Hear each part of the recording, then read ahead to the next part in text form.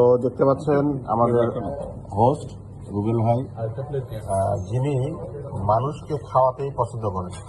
এরকম মানুষ বিরল, মানে মানুষ খাওয়াতেই উনি পছন্দ করেন। এবং এনাকে খুব দুর্ভাগ্যজনকভাবে আমার পক্ষে এখানে খাওয়ানো সম্ভব হয় নাই। আমি দাওয়াত দিয়ে গেলেও বিলটি উনি দিয়ে দেন। তারপরে রয়েছে আমাদের বিখ্যাত সেলসম্যান, যাকে বলা হয় জিন নিয়ে ঘোরেন, মনির। কাস্টমার কাছে গেলেই সে যে অবস্থা থাকুক গাড়ি তার কাছে নেবে, না বেশি বেশি না। আমাদের রয়েছে জুয়েল ভাই চট্টগ্রামের, আমরা আসলেই দেখা সাক্ষাৎ হয়। আর রয়েছে মাসুদ, আমার সহকর্মী বর্তমানে। আর আমার ছোট ভাইয়ের সহকর্মী এখনো আসেন নাই, পিয়ার।